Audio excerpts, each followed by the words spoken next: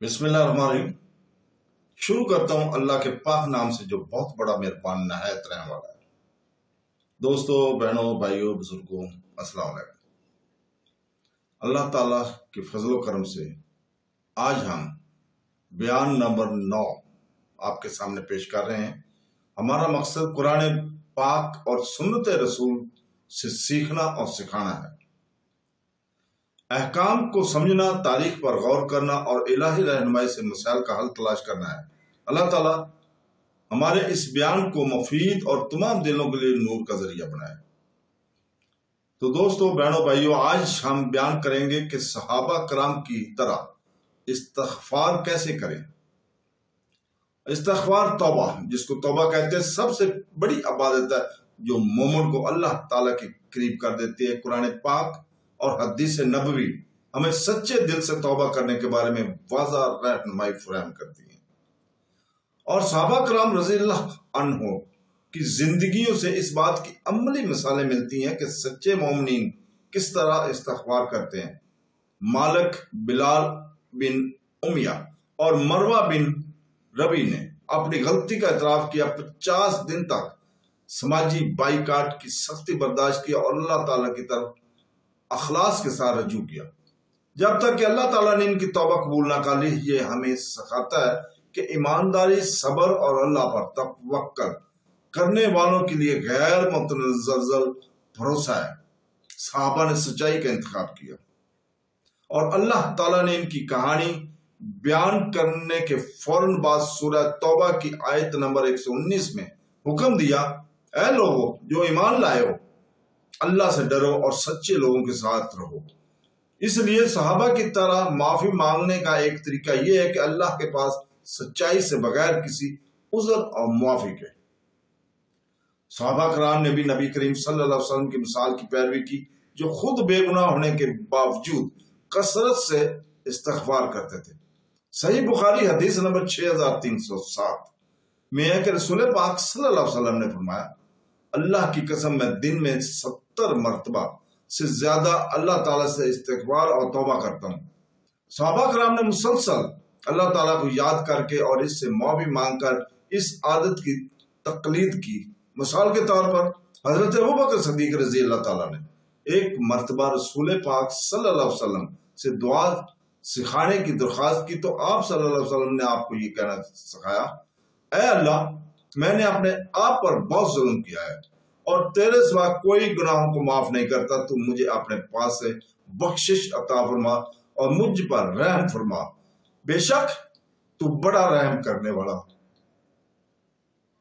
दोस्तों, बहनों, भाइयों, अल बुखारी हदीस नंबर 834 में ये दुआ आजिज़ी, अपनी कोताहियों का इतराफ और अल्लाह ताला की रहमत पर भरोसा ज़ाहिर करती है। ये सब कुछ इस्तिग़फ़ार में सहाबा की सिफ़ात थी।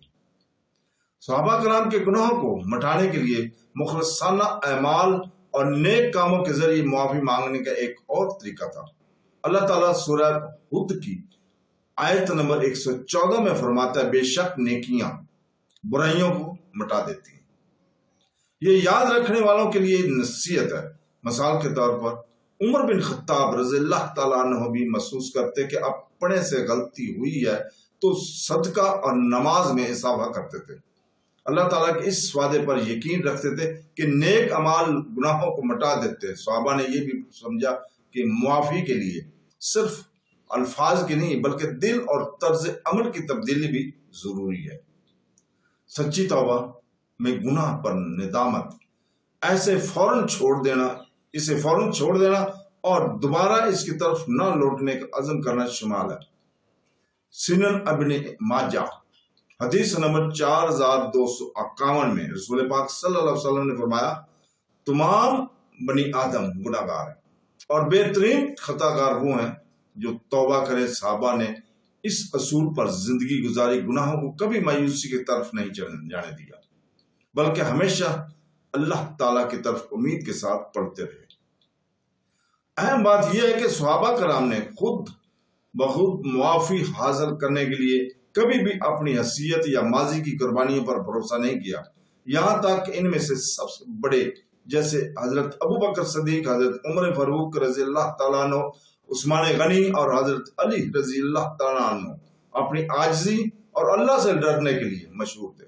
وہ اپنی دعاؤں میں روتے رہے، اللہ تعالیٰ سے معافی مانگتے رہے اور مسلسل ان سے معافی مانگتے رہے. یہ ہمیں سکھاتا ہے کہ چاہے ہم کتنی ہی عبادت کریں، ہمیں عاجزی سے رہنا چاہیے اور باقاعدگی سے معافی مانگنی چاہیے، کیونکہ اللہ توبہ کرنے والوں سے محبت کرتا ہے. جیسا کہ سورہ البقرہ آیت نمبر 222 میں اللہ تعالیٰ فرماتا ہے، بے شک اللہ توبہ کرنے والوں سے محبت کرتا ہے اور پاکیزگی اختیار کرنے والوں سے محبت کرتا ہے. چنانچہ صحابہ کی طرح استغفار کرنے کے لیے ہمیں اقرار میں دیانت، استغفار میں مستقل مجازی، اپنی کمزوری کے پہچاننے میں عاجزی اور گناہوں کو مٹانے والے اچھے کام کرنے کی کوشش کو یکجا کرنا چاہیے.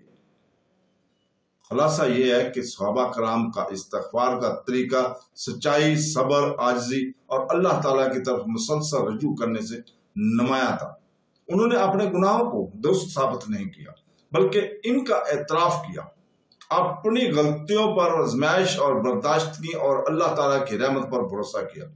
انہوں نے اپنی دعاؤں میں کثرت سے استغفار کیا. نبی کریم صلی اللہ علیہ وسلم کی سکھائی ہوئی دعاؤں پر عمل کیا اور اپنے اعمال نامہ کو صاف کرنے کے لیے اپنے نیک اعمال میں اضافہ کیا. آج ہمارے لیے صحابہ کرام کی طرح استغفار کرنے کا مطلب اپنے ساتھ سچا ہونا، ندامت اور عزم کے ساتھ سچے دل سے توبہ کرنا، مستقل استغفار کرنا اور اپنی کوتاہی کو مٹانے کی امید کے ساتھ نیک عمل کرنا ہے. اگر ہم ان صفات کو اپنا لیں تو ہم بھی اللہ تعالیٰ کی بخشش کی مٹھاس کا تجربہ کر سکتے ہیں، کیونکہ وہ غفور اور توبہ قبول کرنے والا ہے. تو دوستو، بہنوں، بھائیوں، بزرگوں، آج ہم اپنی گفتگو کا اختتام اپنی عاجزانہ دعا کے ساتھ کرتے ہیں. اے اللہ تعالیٰ، ہمارے دلوں کو پاک کر دے، ہمارے اعمال کو قبول فرما، ہمارے گناہوں کو معاف فرما اور ہمیں اپنے شکر گزار بندوں میں شامل فرما. ہمارے وقت، ہمارے اہل و عیال اور ہمارے ایمان پر میں برکت عطا فرما اور ہمیں قیامت کے دن اپنی رحمت کے سائے میں جمع فرما. آمین ثم آمین. اللہ حافظ.